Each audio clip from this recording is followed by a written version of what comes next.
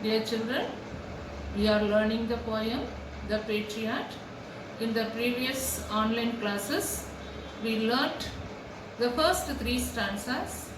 In the first three stanzas, the patriot is telling us his story. The same day of a year ago, what happened to him. He has cleared the picture. He has given us the clear picture of that event, that victorious event.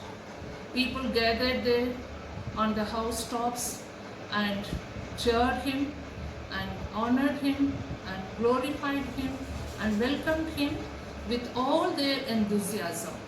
Now, in the other stanzas, we are going to see what happens to him on the day he is walking on the same street which he walked a year before.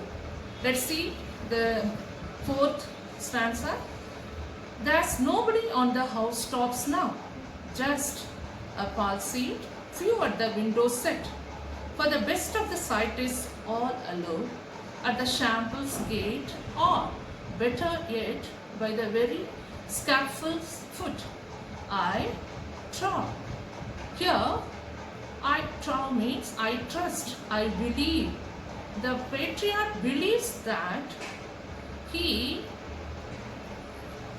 sees nobody on the housetops. It is because those people who stayed before in the same street have gone to the place where the criminal or the people who are punished should be executed. That is Shambles gates. Shambles gates lead to the place where the scaffold is kept. Scaffold is gallows, we call it as the place where the people will be hanged.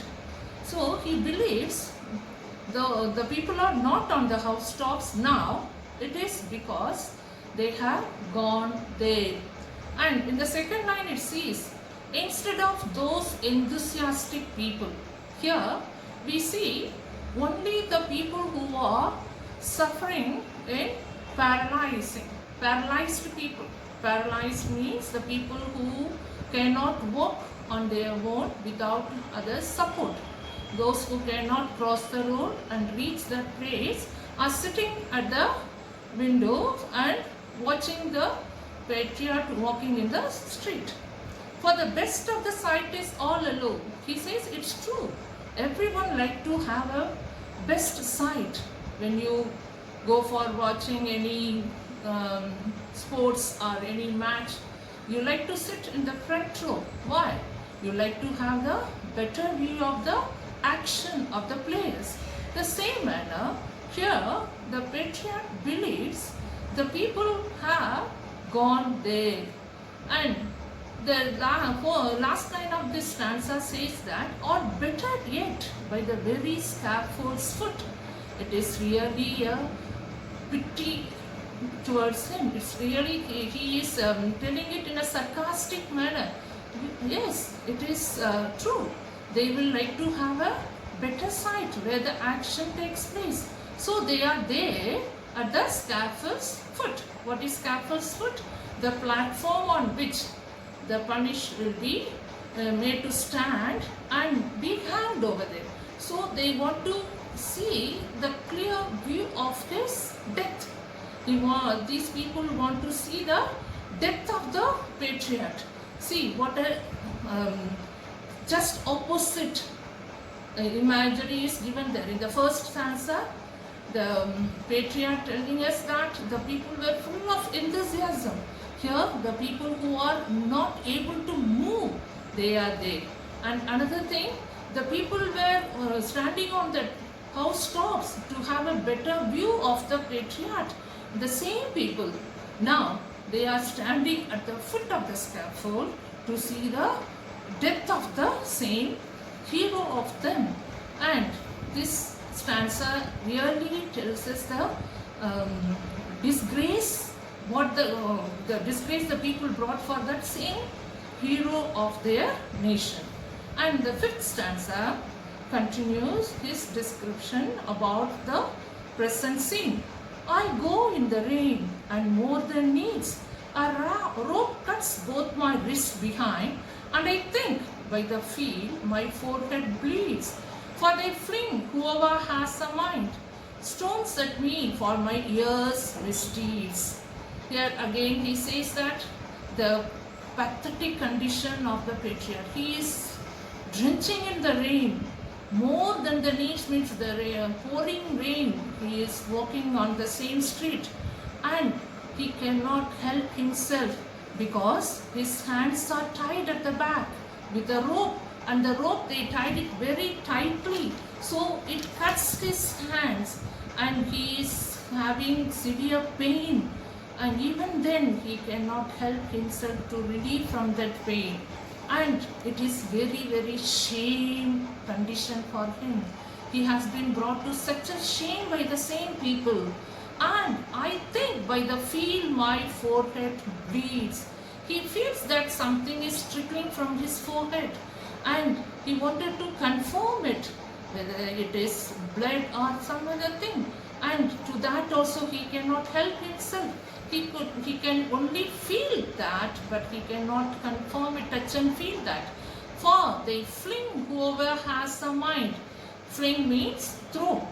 Whoever has a mind, here again he in a sarcastic manner he says, those who can think, those who can understand this the situation for him, those who have come to know about the misdeeds what he did, and those people are throwing the stones at him and he bleeds there.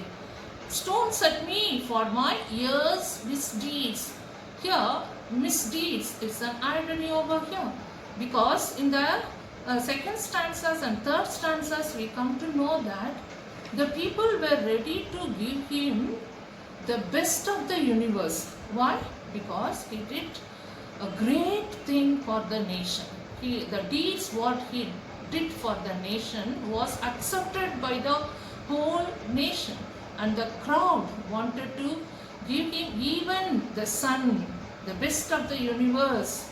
Even they wanted like to give him. If you would have asked for that, they would have given him that. That sentence says that he did not do any misdeeds. Here it's irony over here. And the year's mistake, that means he didn't do any mistake. Here even then they are throwing stones at him. Instead of petals of roses and myrtle on the road, they are throwing stones at present. This again a just opposite what the people did for him in the beginning of the poem. That means a year ago what happened to him. And the last stanza is very important. Thus I enter and thus I go. That means he entered to the city on the same street. He was walking on the same street a year ago, and on the same streets going to die. In triumphs people have dropped down. Here it's a fact. The poet wants to remind us a fact, and the patriarch is telling us that it's true. It's for everyone. The history says. In the history we can say before Christ and after Christ, or for Christ also the same thing happened. Before Christ we have read in many of the Shakespearean dramas, and one of the known drama is Julius Caesar. Caesar was known for his good deeds for the nation. The people welcomed him like anything, but the same people stabbed him. So the people who triumphed, they have gone success in their life, also seen the failure, and the same people honored the people who did good thing for the nation.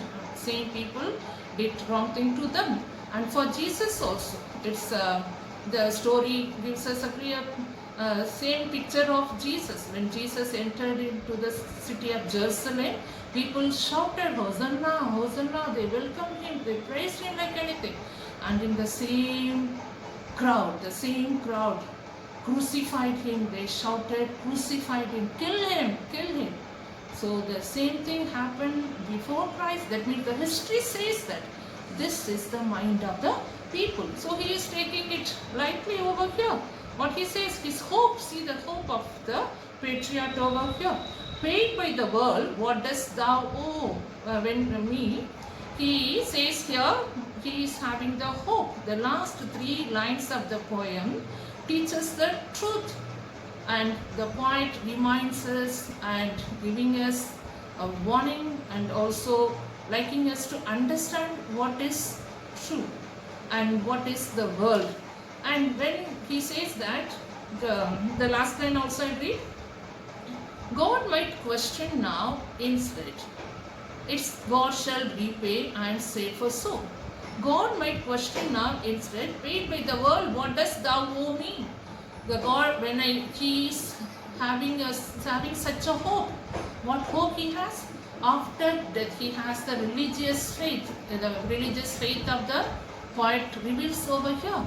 He says, after death, I will be standing before the God who created me. He will I will stand before the judgment day, and God will do the just with me. What he says, you, for all your deeds, the people have paid, and what else I do for you?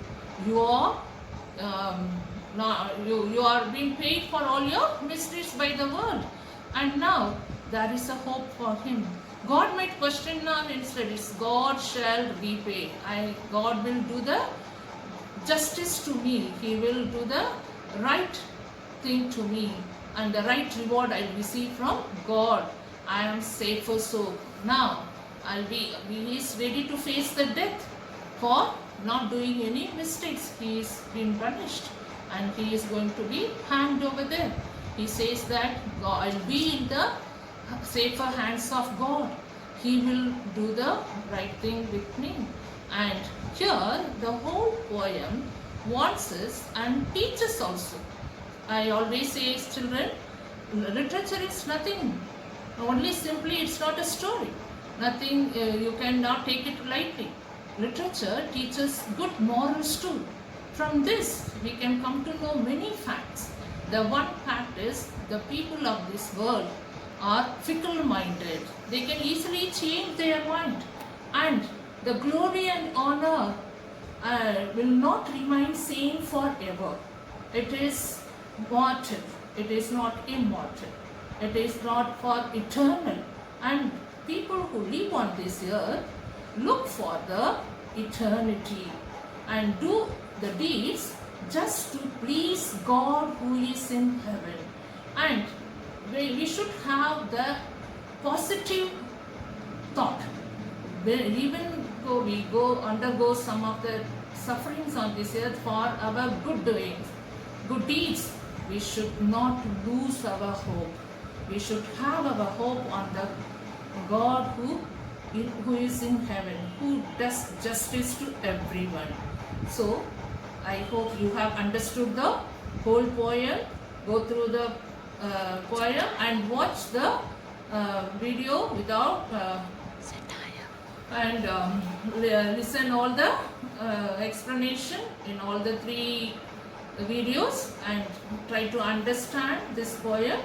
And I'll give you some questions based on this poem in the worksheets. Go through that and try to answer those questions and do it in your literature register.